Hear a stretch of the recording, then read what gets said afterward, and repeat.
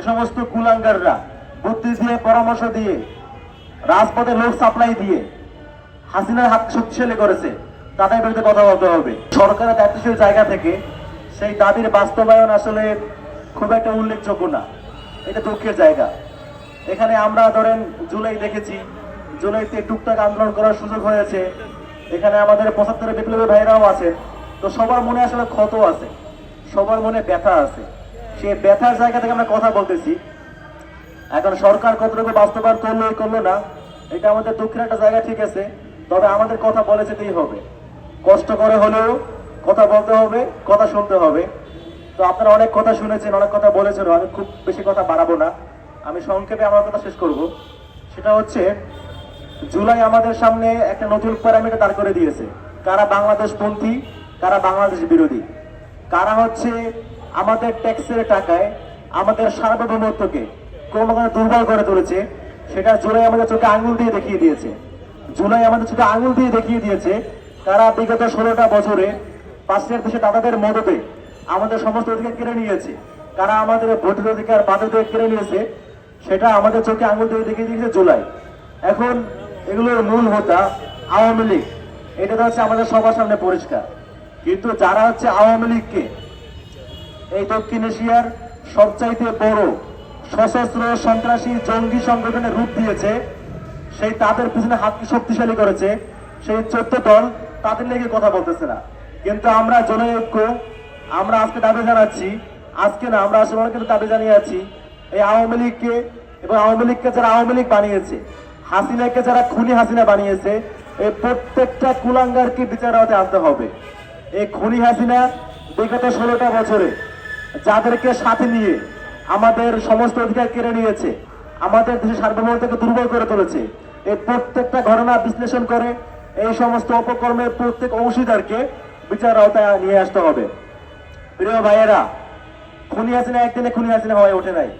খুনি হাসিনার পেছনে আরো অনেকগুলো গোষ্ঠী কাজ করেছে, আরো অনেকগুলো ব্রেইন চিন্তা করেছে। এই প্রত্যেকটা অংশ, এই জাতীয় পার্টি সহ যে সমস্ত কুলাঙ্গাররা বুদ্ধি দিয়ে পরামর্শ দিয়ে রাজপথে লোক সাপ্লাই দিয়ে হাসিনার হাত শক্তিশালী করেছে, তাদের বিরুদ্ধে কথা বলতে হবে। যারা হচ্ছে নির্বাচনে অংশগ্রহণ করে, 24 সালের নির্বাচন, 18 নির্বাচন, 14 সালের নির্বাচনে অংশগ্রহণ করে নির্বাচনকে বৈধতা দিয়েছে, যে সমস্ত মিডিয়া কর্মীরা নির্বাচনকে বৈধতা দিয়েছে, অবৈধ নির্বাচনকে, সেগুলো নিয়ে আমাদের কথা বলতে হবে। আজকে শুধুমাত্র আওয়ামী লীগ না, আওয়ামী লীগ যেই কারণে আওয়ামী লীগ হয়েছে, আমাদেরকে সেই রুট বিশ্লেষণ করতে হবে।